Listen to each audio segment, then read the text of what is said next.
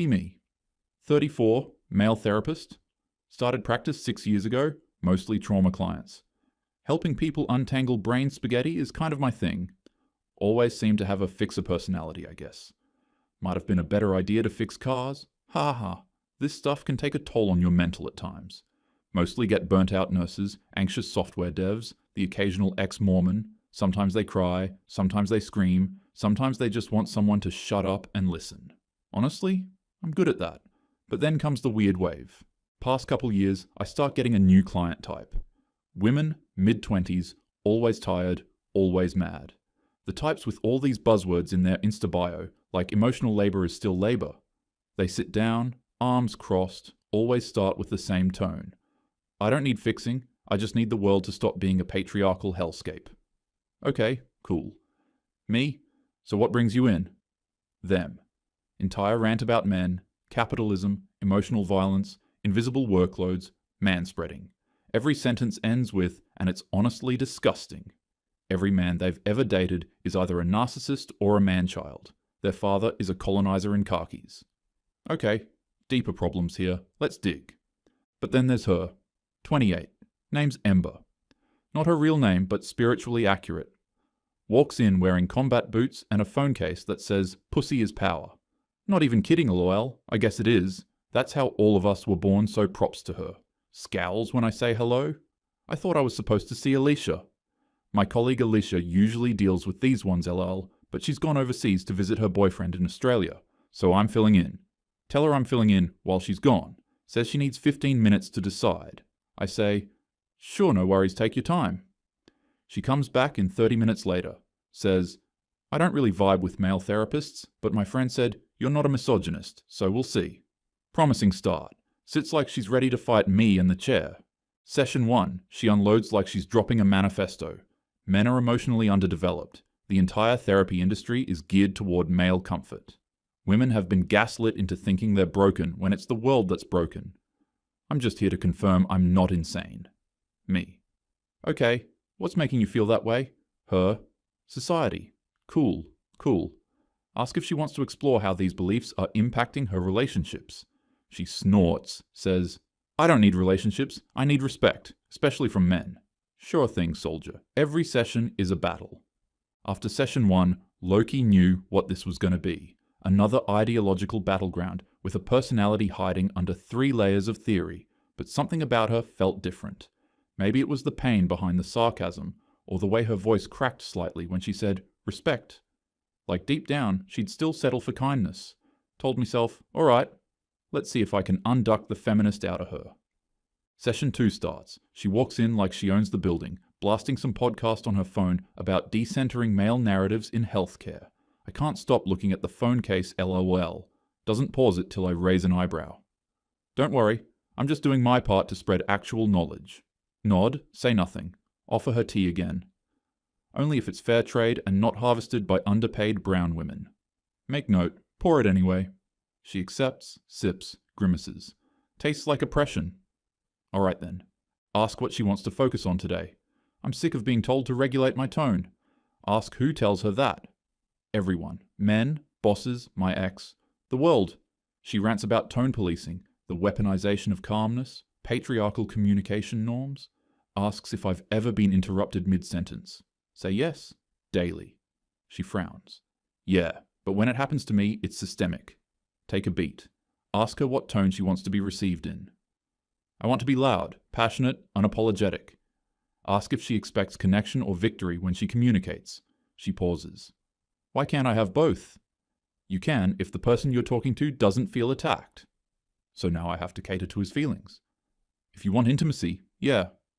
Watch her glitch for half a second. Third session starts off quiet. She's wearing a shirt that says Unlearning Heteronormativity since 2019. Sits softer this time, like she hasn't fully decided if she hates me yet. Says she wants to talk about her ex. Calls him emotionally parasitic. He didn't support me, he just wanted me to calm down all the time. Ask what support would have looked like to her. She pauses. Not tone policing me when I was venting. Ask what he did when she vented. He got quiet, shut down, or walked out. Ask what she thinks that meant. That he couldn't handle a strong woman? Ask, what if he felt unsafe? She scoffs. Please. Men aren't scared of women. They are when they've been called useless every day for a year. Her eyes narrow. That's not what I said. It's what he heard. Silence. Watch the first crack form. After our third session, she messages asking to extend next time. First time she's shown curiosity instead of defense. Session 3.5. She walks in with a notebook. Can I read you something? Nod. She reads a letter she wrote at 17, never sent, to her dad.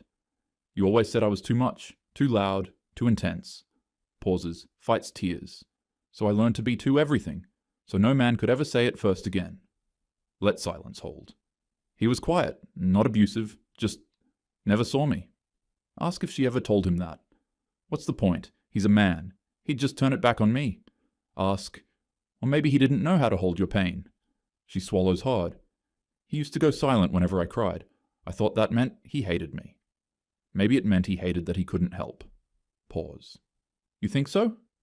A lot of men were raised to believe fixing is love. When they can't fix, they freeze. She closes her notebook. That would have changed everything if someone told me that 10 years ago. After session 3.5, she's still combative, still spiky, but that letter? That was the first time she didn't hide behind a cause. That 17-year-old girl just wanted to be seen. Not argued with, not fixed, just seen. And maybe, for the first time, she saw a man not trying to win, just hold the mirror steady. Progress isn't loud, it's in the pauses. Starting to get some insight into how girls become man-haters and delusional feminists. God makes everyone pure. It's your environment that shapes you. Fourth session, she opens with, I had a dream I was arguing with you. You were wrong in the dream too. Laugh. Tell her dreams are a window to unconscious conflict. Or just proof men invade my peace even when I'm asleep.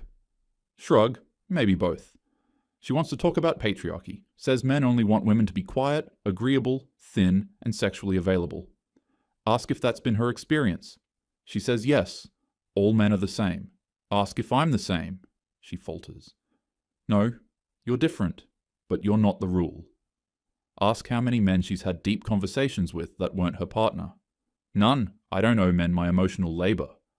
Ask if maybe that's why they never become more than stereotypes in her mind. She clenches her jaw. She tells me about her first real heartbreak, a college guy who made her playlists, wrote poems, said she was magic. She caught him cheating 6 months in. He said I was too much, just like my dad used to. Ask what she did. Blocked him. Then posted a TikTok saying men are just nature's parasites. Ask if it helped. Number, but it got 14,000 likes. Likes feel warm, but they don't hold you. She doesn't argue this time, just bites her lip, thinking. You're good at this. I'm just listening. Session 5, she looks tired. Less armor. Starts by saying, I think I'm exhausting myself. Says she gets into debates online daily, fights men in her DMs like it's her job, says she feels hypervigilant. Ask when she last felt safe with a man. Long pause. Maybe with my grandpa. He never talked, just let me sit next to him. Ask what she misses about that. I didn't have to explain myself. I could just be. Ask if that's what she's looking for again. Yeah, but it's like I preempt every guy now, ready for war before he even opens his mouth.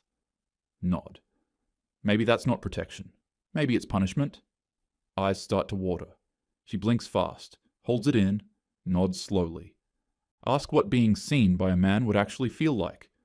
Like he notices what hurts me before I say it. Ask if she does that for others. I try, but I also test people. Push them to see if they'll stay. How often do they? Never. Not once. Is it a test or a trap? She looks stunned. Sometimes, I think I want to prove they'll fail, so I never have to feel disappointed, only right. And how's that worked for you? She laughs dryly. I'm undefeated, but I'm alone. Session 6, she doesn't wear a statement shirt. Brings her own tea, asks me how I became a therapist. Tell her my dad was an addict. She goes quiet, asks if I ever hated him. Not hated, but I resented how much he made me feel invisible. She stares. That's how I feel with men. Like I'm never seen, just tolerated. So you raised your voice? Yeah, and they still didn't hear me. So now you yell before anyone even asks a question? She nods. Yeah, because if I don't fight first, I lose. Or maybe you lose because you fight first. Pin drop. Her walls drop an inch. Session 7, she talks slower now. Tells me about a date she had, Guy brought her flowers. She felt weirdly offended. Like, what are you trying to get out of this? Ask what she thinks he wanted. Just to be nice. Maybe? Ask why that felt threatening. Because if he's nice, I owe him something. Ask who told her that. The internet, and some guys who actually did expect stuff after being nice. Ask if that makes the next guy guilty by default. That's what I'm trying to unlearn. Nod. That's the work. She breathes deep, smiles, just a little. I ask what she looks for in a man now. Someone who doesn't make me shrink. Ask if shrinking means compromise or submission to her. I don't know. I think I confuse the two. Ask what her last relationship taught her. That men can love you and still feel unloved, and women can think they're giving everything and still be cold. Were you cold? She nods slowly. I mocked his hobbies, talked over him, posted TikToks about dating down while he was making me dinner.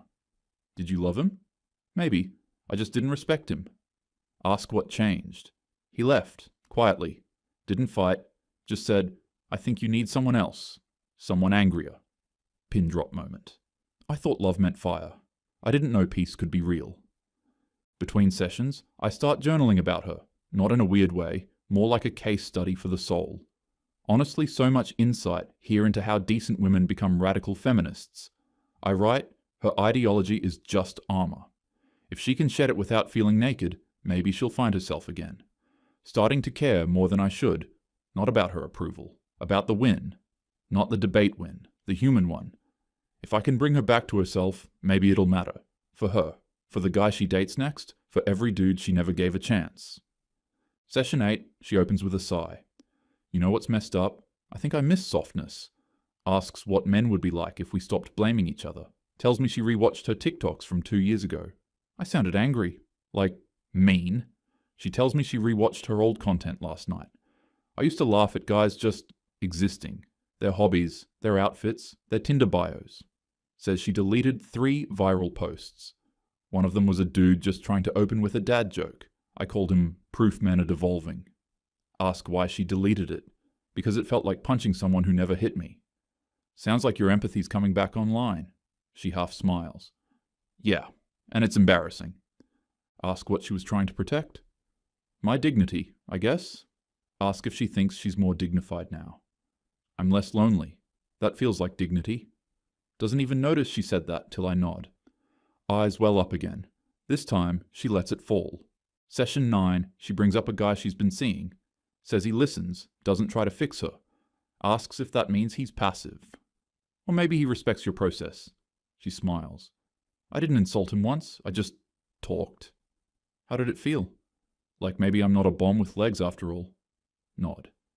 Maybe you were never the bomb, just carrying it. She laughs through her nose. That's disgustingly poetic. I hate it. You're welcome. Session 10. She doesn't hate men anymore. Still critical, still smart, still fire, but calmer, more fair. Says she apologized to an ex, told him she never made space for his fear. He replied, You were scary. But I knew you were scared too.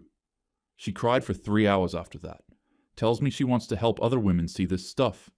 Not to baby men, but to stop punishing ourselves through bitterness. I say, that's a powerful goal. You think I've changed. I think you've remembered who you were before the war started. She wipes a tear, nods. She's changing, not all at once, but the fire in her voice isn't about war anymore. It's warmth. She's still sharp, still smart, but now it sounds like she wants to build, not burn. And that's all I ever wanted. Not for her to like men, just to stop hating herself through them. Session 11, she walks in early, hands me an article. Title, Why Men Don't Go to Therapy. Highlighted sections all talk about shame, silence, father wounds. She says, I didn't get it before. I thought silence meant pride. Now I think it means fear. Ask if she feels guilty for the way she used to talk about men. Yeah, a lot. Like I mocked something I didn't understand. Ask what shifted. You didn't defend men. You just let me hear myself long enough to realize I was mean. Asks if I ever feel bitter. Sometimes, but I try not to bleed on people who didn't cut me. She nods. Long pause. Do you think they'll ever forgive me? Maybe not, but they'll feel it when you stop being cruel. Last session, she thanks me. Says I didn't try to win. I say I never needed to. She smiles. That's the difference between healing and debating. She asks if change like this sticks. Or do we just fall back into the rage when things go wrong again? Depends. Did you change because you wanted peace or because you wanted applause? She smiles. Peace. Applause never held me at night anyway. We sit quiet. No more nonsense buzzwords. Almost all the hate I felt from the first sessions all gone. She thanks me again. For not proving me wrong, just letting me get tired of being right. Sit in silence for a while. Pour a new cup of tea. Didn't care if the people that made this were exploited, haha. Tastes like peace. She'll be okay. Not because she's cured, but because she's curious again, open again, and because she doesn't hate half the world anymore. At least not reflexively. And I can live with that. Mission complete. One less radical feminist off the streets.